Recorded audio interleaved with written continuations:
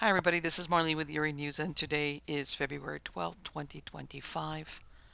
Wednesday, February 12th, 2025, 2 days away from St. Valentine's Day and all that corny stuff with the little heart candy and Valentine's Day cards and a lot of weirdness to go with it.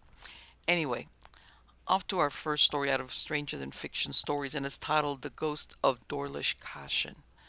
In the 1930s, the Irving family lived in the hamlet of Dalby on the Isle of Man. The household consisted of James, Margaret, and their 14-year-old daughter, Waaree. The unassuming family would soon garner the attention of eminent parapsychologists like Nandor Fodor, Harry Price, and Hereward Carrington, based on their claims of communication with a talking mongoose. The family had lived at their farmhouse, Doarlish Cashen, since 1916, and their daughter was born there. It was an isolated place at the summit of a lonely upland above the village of Glenmay. It was a difficult 45-minute climb up a slippery, precipitous path to reach the farmstead. Close by was a 700-foot drop to the sea. In September 1931, the family started to hear persistent scratching behind the walls of their farmhouse. The family initially believed that sounds were made by a rat or some other small animal. The sounds escalated to rustling or vocal noises that by turns resembled a dog, ferret, or a human baby. In October 1931, Waaree Irving caught sight of the beast. According to her, it was a little animal, resembling a stoat or weasel, with yellow fur and a body about 9 inches long, and a long bushy tail speckled in places. The first 6 months, the family were terrified by thumps and bangs behind the boarding. Pictures swung on the walls and chairs were thrown down. The target was Mr. Irving, where he would have things thrown at him when he was in bed. Mr. Irving described where once they moved Waaree into their bedroom, and the creature proclaimed, "I'll follow her wherever you move her." They barricaded the bedroom door, and they soon saw the top of the door bulging in as though some terrific force were thrusting against it. It was in November when they first heard a strange high voice from behind the woodwork that would alternately sing hymns and parts of a song. Mr. Irving engaged the creature, claiming he managed to get it to repeat sentences in English, French, German, Yiddish, Spanish, Flemish, and Hebrew. It also barked like a dog, mewed like a cat, and also made noises like a threshing mill.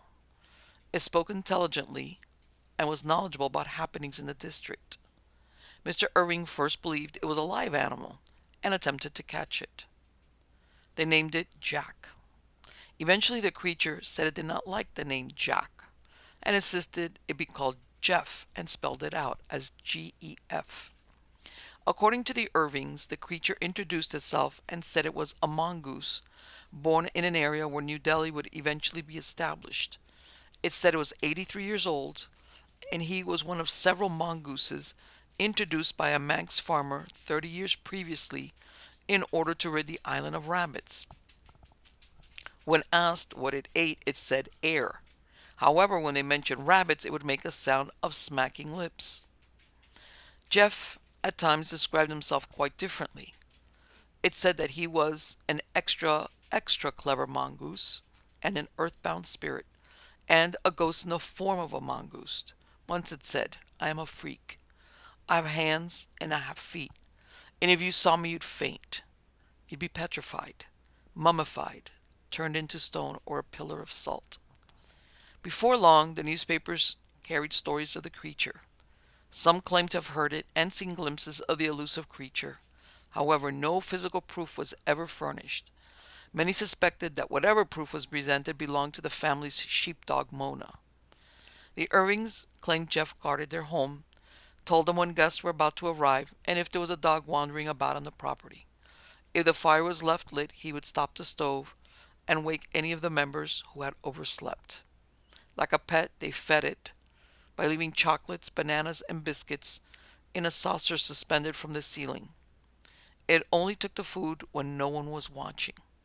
Jeff accompanied them to the market, but stayed out of sight on the other side of the hedges.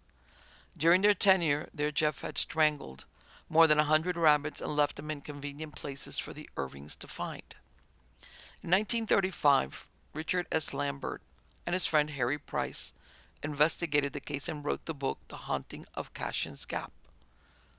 Price observed the farmhouse had double walls, a wooden paneling covering the interior rooms, which acted like a great speaking tube.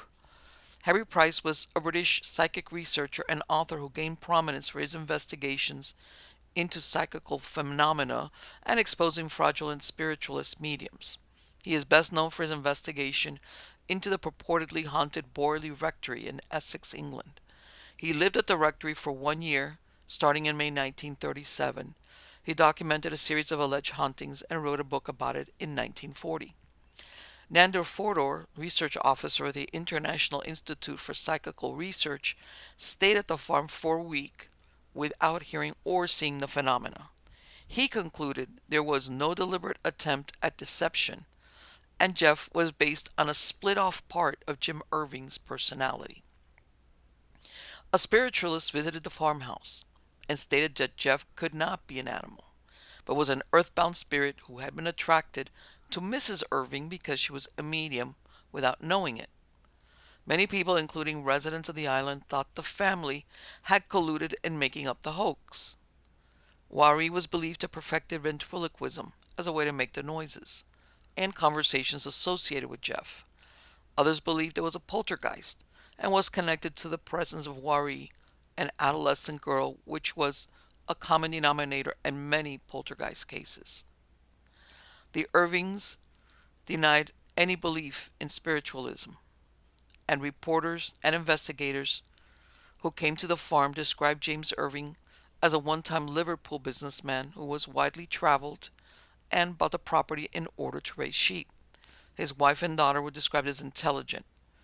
James Irving kept diaries on all these activities from 1932 till 1935. In the wake of Price and Lambert's visit to the Irving farmstead, a suit for slander was filed which raised the interest of Jeff the Mongoose to new heights among the public. There was one person who doubted that Lambert was as skeptical as he might have been of the reported existence of the mongoose. That person was Lieutenant Colonel Sir Cecil Bingham Levita.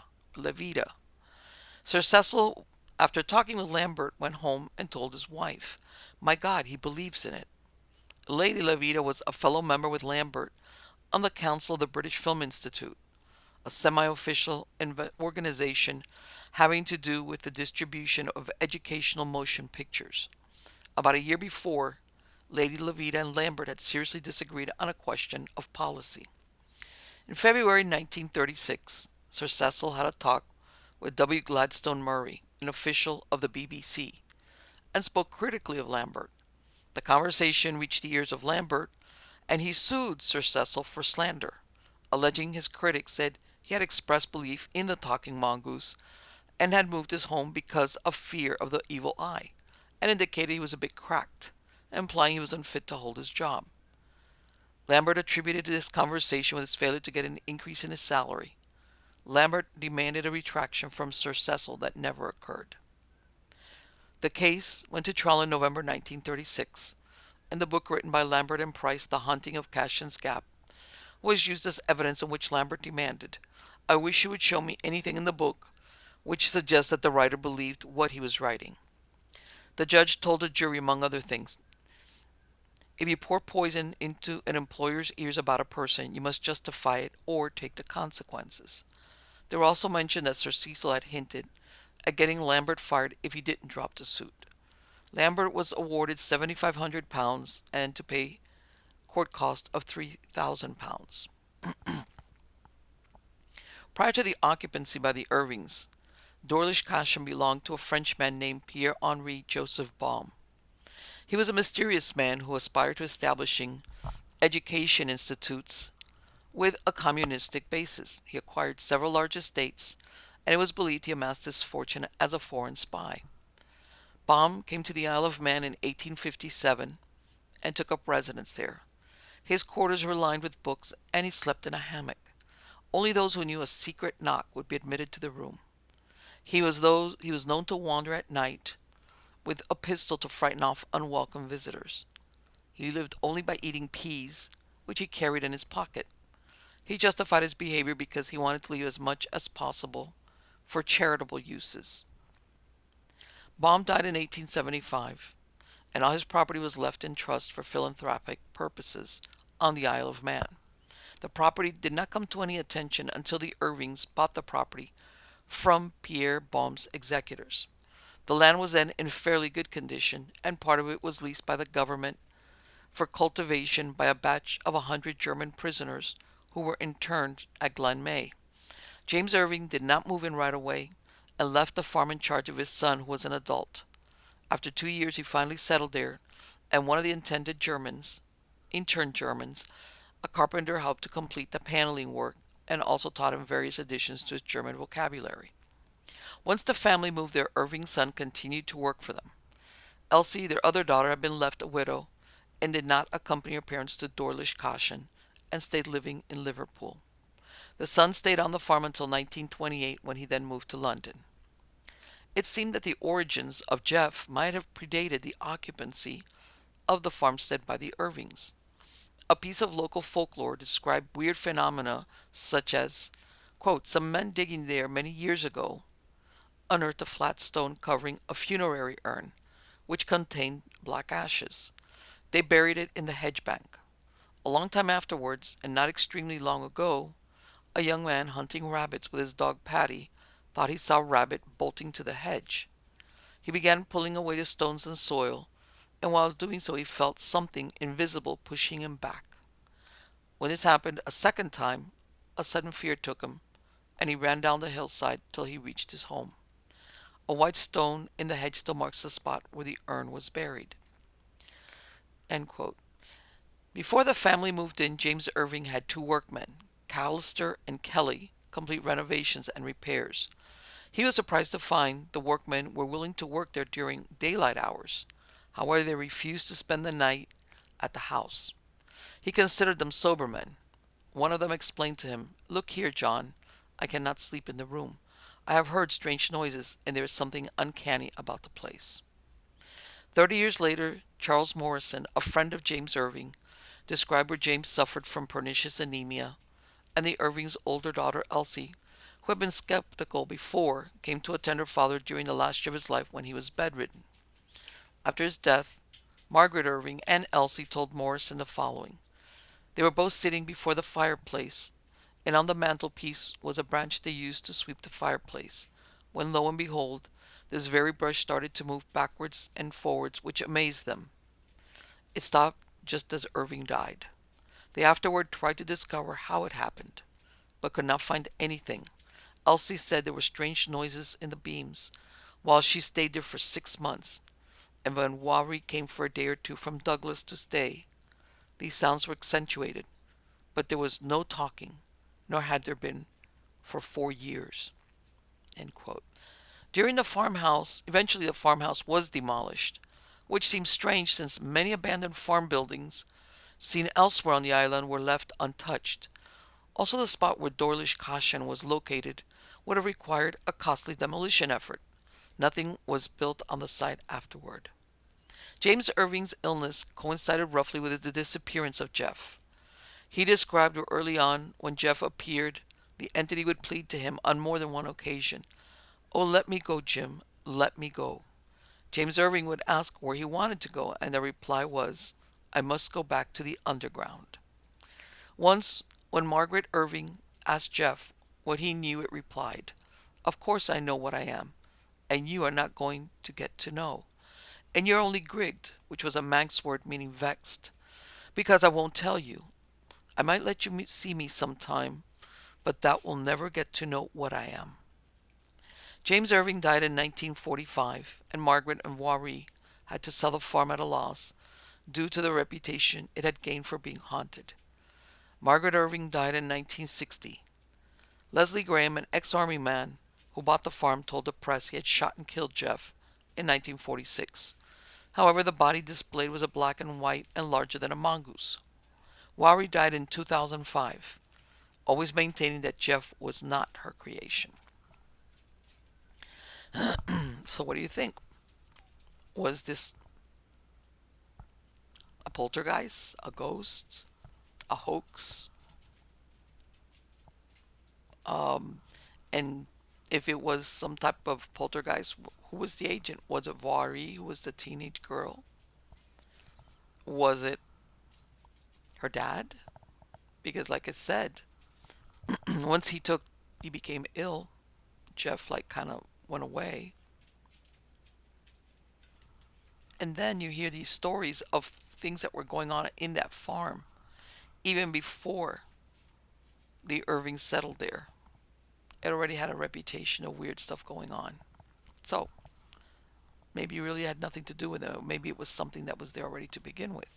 A very unusual story. Okay, next story is also out of Stranger Than Fiction stories. And this is the Messages of Fatima. All right. Our Lady of Fatima is a Marian apparition seen in 1917 by three illiterate shepherd children in Portugal. It wasn't until 1930 that the Catholic Church declared the visitation worthy of belief. By then, two of the three children had died. Over 100 years later, when compared to other similar but secular experiences, many wonder if the solar dance at Fatima was a UFO. In 2017, Pope Francis canonized Jacinta and Francisco Marto, the two witnesses of the Fatima apparitions who died as children of the Spanish influenza. They were 9 and 10 years old. Many see the children's canonization as a final confirmation by the Church that the events that took place at Fatima was indeed divine in origin. Their older cousin, Lucia dos Santos, died at the age of 97, having spent most of her life in seclusion in a Carmelite convent. She was declared venerable by Pope Francis on June 2023. What few people know is that in the century that passed between the Fatima apparitions and present day, the Vatican used an arsenal of methods to sanitize the retelling of those events to what they believed the Mother of Christ would entrust to poor, illiterate children and to millions of Catholics by extension. The Portuguese researchers Joaquim Fernandes and Fina da Armada wrote a book about the apparitions of Fatima titled Heavenly Lights, and a sequel, Celestial Secrets. In 1978, they were the first secular investigators to have access to the official testimonies collected by the Church, which are fiercely guarded to this day inside the Fatima sanctuary. They looked at those events in 1917 without the lens of religious dogma, and found that there are many similarities to extraterrestrial close encounters reported by many people throughout the years. Since those who were alive then are dead now, none can remember a very interesting fact, which is that only months before the children saw the lady, at least 4 Portuguese newspapers were writing stories about an important event that was to take place on the very day of the sighting. This date had been specified based on an automatic writing session done by a famous medium of the time named Carlos Calderon on February 7, 1917. Most of it was produced with mirror writing. This information was found in a 1974 pamphlet by Felipe Furtado de Mendonca, whom described the activities of a spiritualist group living in Lisbon during those years. It read, quote, "It is not thy place to be judges. He who is to judge thee would not favor thy prejudice. Have faith and be patient. It is not our custom to predict the future. The arcanes of the future are impenetrable. Although on occasion God does allow the corner of the veil, cloaking it to be slightly displaced. Have confidence in our prophecy.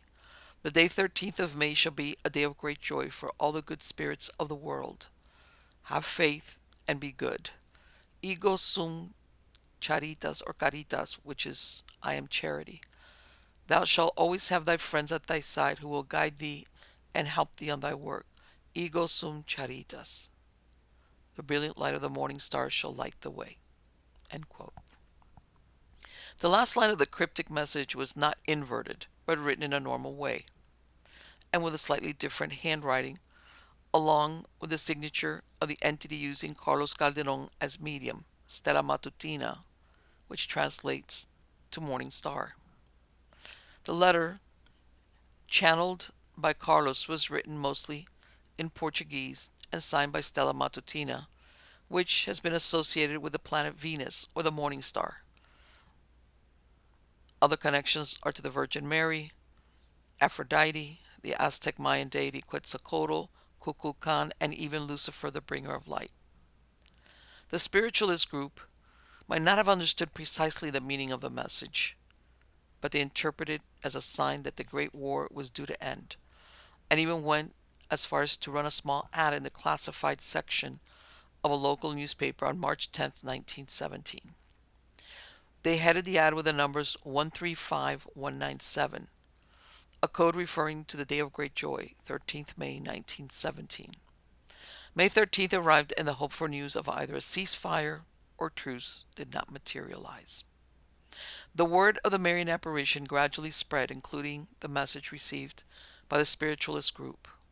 The link to a message produced by a spiritualist could account for the church's extra slow acceptance of the events, especially as there was a second spiritualist group in the city of Oporto who sent a letter to the country's most important newspapers referring to the event that would occur on May 13th. It was signed by a psychic named Antonio and dated May 11th. Enrique Antonio Guedes de Oliveira, the editor-in-chief of O Primeiro de Janeiro, the most circulated journal in the north of Portugal, ran the ad on the front page. The other newspapers mocked the ad and believed it would show that psychics were charlatans. The miracle of the sun. The apparitions reported by the three children have changed considerably over time versus how they were originally described. The eyewitnesses to the miracle of the sun never said it was sun, only that it was bright, oval object that glowed like a pearl. The children, when asked where the lighting came from, only pointed upward, but they did not specify it was heaven. They never saw her mouth moving, and Lucia dos Santos, who was considered the main witness, was the only one able to hear her voice, which was accompanied by a buzzing sound. When Lucia learned how to read and write, she was able to record the words. Another physical attribute that was changed by the Catholic Church was that the being was said to be less than 3 feet tall and appeared to be bald. Over the course of interrogations and revisions, the children changed the appearance to that of a tall, beautiful lady, more fitting to the Virgin Mary archetype of the Church. Across culture and time, other mystics have claimed to receive communication in a similar fashion. Could it be that different deities, described by different civilizations, have the same source? Could these be the same messengers who appeared to the children in Fatima? The children's encounter. The three young shepherds described being visited by an angel on different occasions. When the word spread of what they had seen, thousands flocked to the area, as the lady promised a miracle on October 13 of the following year. On October 13, 1917, over 80,000 people who had arrived to see the miracle described a bright disc-like object that emitted heat, spun through the sky and swooped over the crowds before returning to the clouds. A small chapel called the Chapel of the Apparitions was built in April of 1919 by the local people. It was in the exact location where the Virgin Mary would visit every month on the 13th. In 1920, a statue of the Virgin Mary was then installed in the chapel by the local populace. This angered the Roman Catholic Church and the government, as the miracle had not yet been confirmed by them. This original chapel was destroyed in March of 1922. However, the Chapel of the Apparitions was rebuilt and functioning as a place of local mass by 1923. The area of Fatima, Portugal, has a long history of pagan practice, include folklore about fairies and other worldly beings. Portugal has a tradition of a race of supernatural women called the Mora Encantada, who are said to be the guardians of doorways into another dimension. They are said to be able to spin the sun, similar to what those at Fatima described seeing. On July 13, 1917, the lady was said to have imparted 3 secrets to the children. In the mid-1930s, the Bishop of Leiria encouraged Lucia to write her memoirs, so that she might reveal further details of the 1917 apparitions. 2 of the secrets were revealed in 1941. However, many point out that by then Lucia was exposed to information about communism having taken over the Soviet Union. Starting in 1932, the Portuguese lived under the rule of Antonio Salazar, a staunch Catholic who was opposed to communism and believed its fall was inevitable. Therefore, this part of the second secret was a widely held belief and hope of many in Portugal. The Bishop of Lleida asked Lucia to disclose the third secret in 1943. However, she did not believe the time was right. But in the fall of 1943, she contracted influenza and pleurisy, which had killed her cousins. She feared she would die, so she put the third secret in writing and sealed it in an envelope which was not to be opened until 1960. The third secret was disclosed in 2000, and the Vatican described the vision as the assassination attempt on Pope John Paul in 1981. There was anger in Portugal when the third secret was released. It seemed there was no reason to have kept the prophecy secret for 50 years, and many suspected the contents had been altered by the Vatican. It's been pointed out that Lucia wrote the third secret on one sheet of paper. However, the version produced by the Vatican was 4 pages long. Many believe the contents of the third secret is some type of doomsday prophecy. When Lucia's memoirs were published, the events became widely known outside of Spain and Portugal. Between 1935 and 1993, she wrote 6 memoirs. Whatever really happened on that secluded spot in Cova de Iria over 100 years ago will probably take us a few more centuries to fully comprehend, if ever. Now, this is the thing. Was this truly a Marian apparition? Was it something extraterrestrial? You have, at least 4 spiritualist or psychic groups pinpointing the 13th of May as something spectacular about to happen. Now remember, everybody here is living, the repercussions of the First World War and the Spanish influenza, which is where the origins of that epidemic came, which is out of during World War One. So it's need, of course, the everybody's suffering. So it's not surprising that they expect that this good news has to do with the end of the war and hopefully all the suffering. So, what was it? Was it really something divine in origin? Or was it something extraterrestrial? Or, and again, if you go by what these 2 writers, that the Vatican kind of distilled, and I'm being nice, about what the children actually said they saw originally. Something that's 3 feet tall and bald doesn't sound like the Virgin Mary, does it? But anyway, we shall see.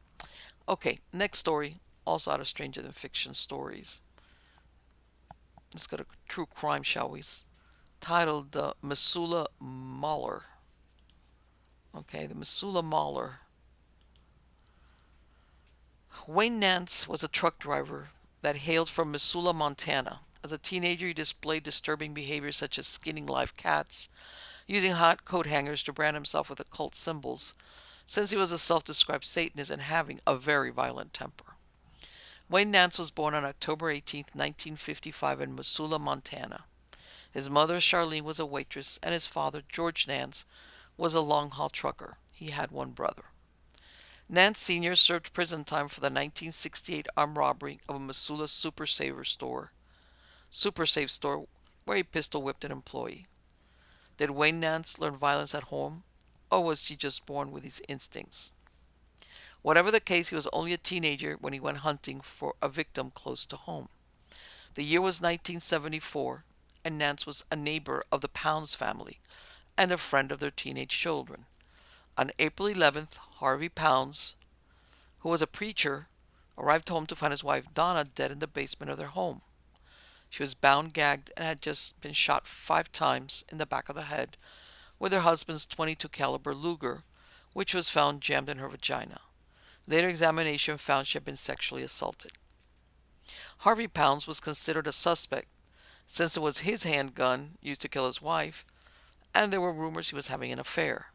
However, after questioning Donna's husband, the police interviewed a young neighbor named Wayne Nance, who was seen lurking in the victim's backyard only hours before the crime, as well as heading towards the Tamarack trailer park where he lived.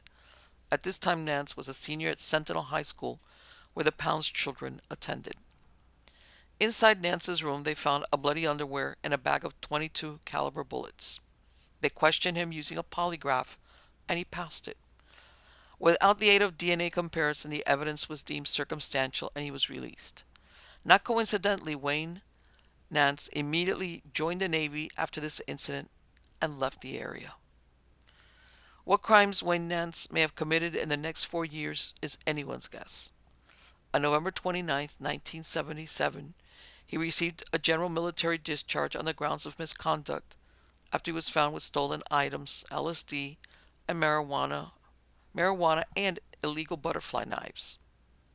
Was it coincidental that not long after Nance returned to his hometown, dead bodies started to show up? It was a cold winter day in February 1980 when railroad workers found a skeleton close to I-90 resting against a chain link fence. The badly decomposed remains were those of a teenage girl who had been stabbed several times in the chest. She was Caucasian, had brown hair, and she was wearing a flower print peasant dress. There were indications that she had been sexually assaulted. The police did not know who she was, and since she was rolled down a steep embankment up Beavertail Hill, they dubbed her Betty Beavertail. In 1985, she was identified with dental records as Devona Louise Nelson, a 15-year-old runaway. Strangely, this was the year Nance's mother, Charlene, was killed in a one-car accident on Deer Creek Road in April 1980. His mother's car skidded out of control and struck a tree. The vehicle was traveling at such a high rate of speed that it was torn in half by the impact. At the time of her death, she was a waitress at the Cabin Lounge in East Missoula and a member of the Church of Jesus Christ of Latter-day Saints. In the coming years, for some twisted reason, it seemed Nance chose this spot as a dumping grounds for his victims. In 1983, Janet Lee Lucas, 23, was living with a boyfriend and her 5-year-old son at Sandpoint, Idaho. She left home to get a pack of cigarettes and didn't come home. Her boyfriend tracked her down to a bar where they had a fight. He left, but she never came home. Her son was adopted after his mother went missing. The years rolled forward and nothing else was heard from her again. However, that didn't mean she had not been found. In September 1985, a bear hunter found skeletal remains south of Missoula. Examination of the bones revealed she had been shot at close range. There were no clothes or personal effects, which indicates she was probably dumped nude in the woods. Forensic analysis indicates she had light brown hair, stood about 5 feet tall, and weighed a little over 100 pounds. Examination of her teeth indicated she had a history of smoking and a type of oral surgery done in the Asian countries. She was not a teenager. Her cause of death was 2 .32 caliber bullets in the skull. Jane Doe 3 UFMT was dubbed Christy Crystal Creek. In 2021, Christy Crystal Creek was identified as Janet Lee Lucas via DNA sample from one of her molars, taken 30 years before. It was determined the forensic anthropologist who had analyzed her teeth originally had made a mistake which confused the investigation. The DNA sample led to a cousin and from there to one of her siblings. However, this verification was decades in the future, and in the meantime her family, including her twin brother, were left wondering what had become of her. On December 1984, a photographer was in the eastern rural area of Missoula County known as Deer Creek. He came upon what looked like leg bones and the top of a skull protruding from a shallow grave. The woman's remains had to be chiseled from the frozen earth, and it was believed she had been dumped there during the previous summer. Like the remains of Christy Crystal Creek, she was nude and had been killed with 3 shots to her head. Initially unidentified, she was given the moniker Debbie Deer Creek. In 1986, she was tied to Nance through one of her hair strands that was found caught in the door hinges of his car. But at this point, she was still unidentified. When police conducted a search of Nance's home after his death, They found a series of photo booth pictures of him and an unknown woman that would not be given a name until 2006. The DNA profiling proved she was Marcella Bachman, 16, who used the name of Robin. Like Devona Nelson, she was a runaway and a trucker had dropped her off after she left her mother's house in Vancouver in 1983. She had headed straight to the cabin bar, where Nance worked occasionally as a bouncer. He had taken her in. By September 1984, 2 weeks after their paths had crossed, Nance started spreading the word around that she had left the area. Marcella's brother, Derek, had been searching for her all those years, but her name had mistakenly been removed from the missing persons list in 1986 due to a report that she had been sighted in Seattle.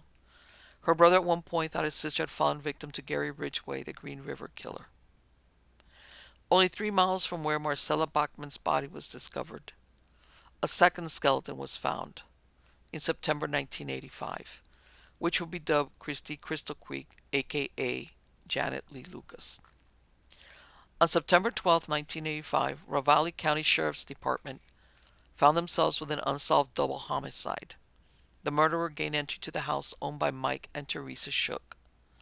Teresa Shook, 32, was found in the bedroom, and her husband Mike was in the living room. Both of them had been stabbed several times.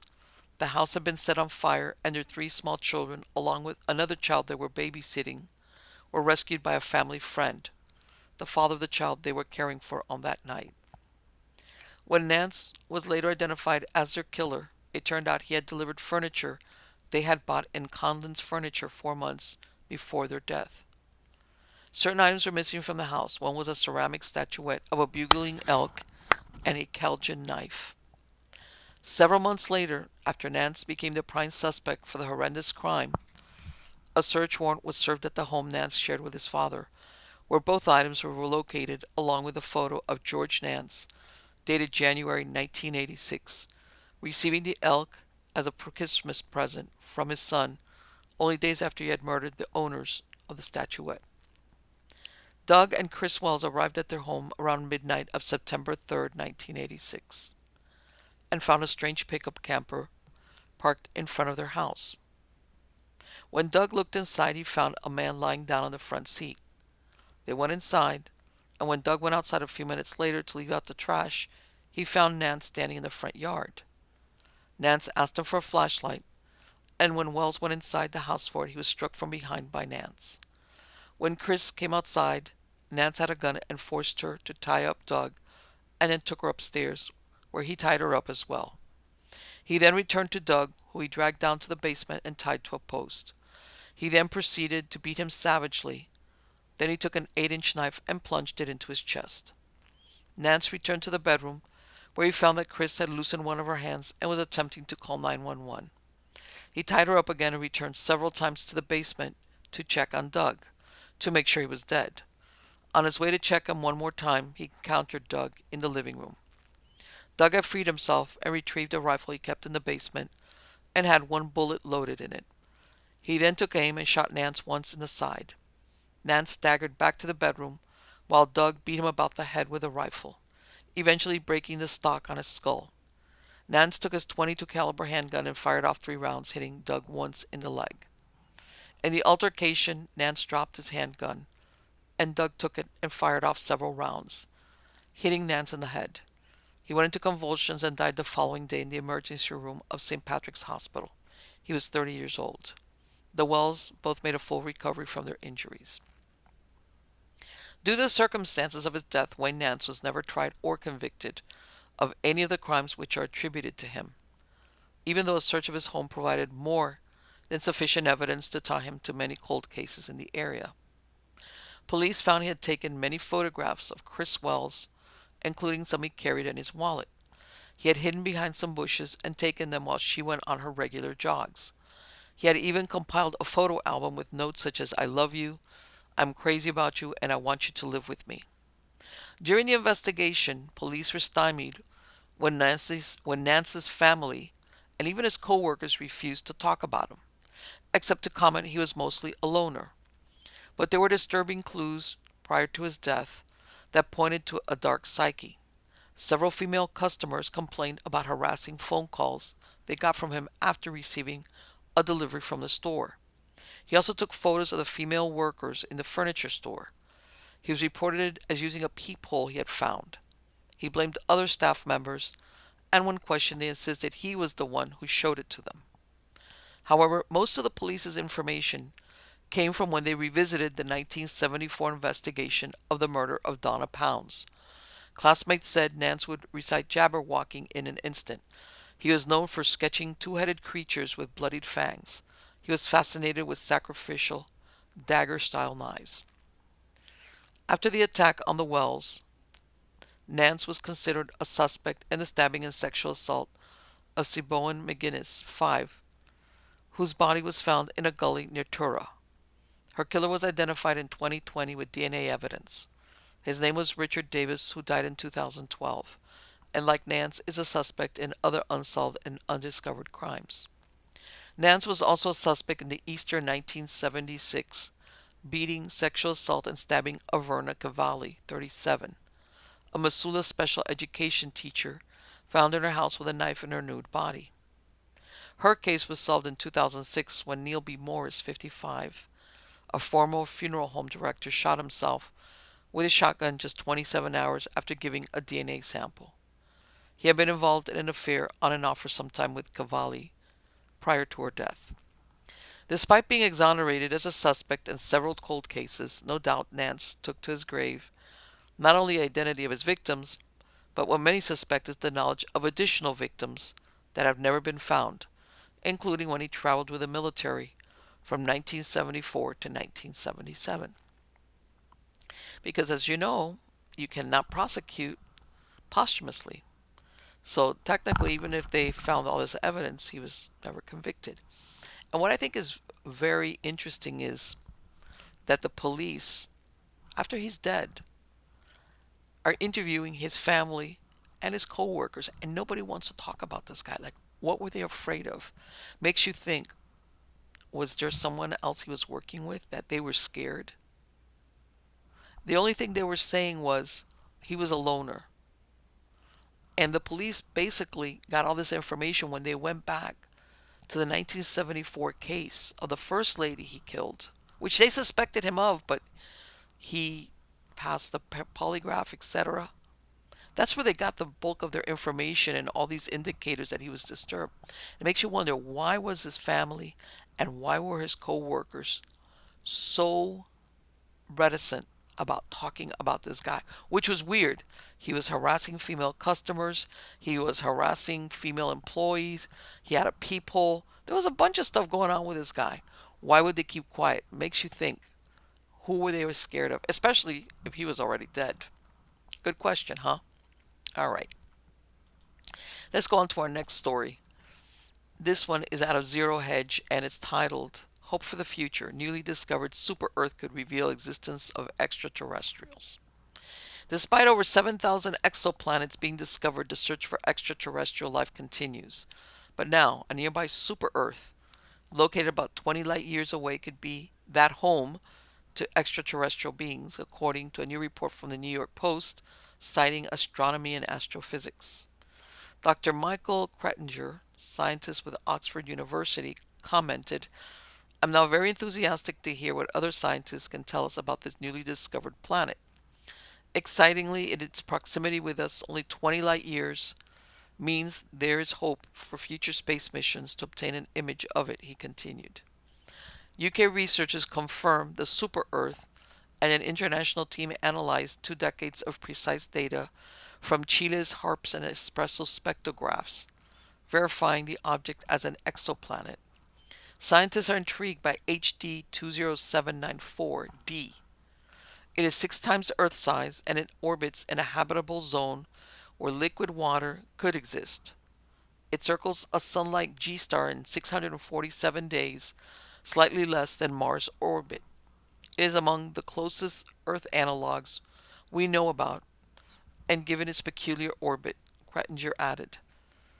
It's said that HD 20794 follows an eccentric orbit, drifting in and out of the habitable zone, causing any water to freeze or melt depending on its position. The unique trait helps scientists refine models of planetary habitability. At just 19.7 light years away, its proximity makes it easier to study with strong light signals, ideal for future telescopes analyzing exoplanet atmospheres. Despite its location in the habitable zone, whether it can support life remains uncertain. Scientists still need to determine if it has an atmosphere or surface water. There you go. Very interesting. So, are we going to go to Mars like Elon wants? Or now we have a super Earth? Makes you wonder. I mean, in the scheme of things, 20 light years is doable. Like if we went out there, or if 20 light years, you know, you send an astronaut out and he'll be 40 by the time he gets there, more or less. But then again, they never know. It has a weird orbit. So it might be habitable part of the year, and then if its orbits change, God knows what it becomes inhabitable. Very interesting. So I will be back with you soon with some more interesting eerie news. Till next time.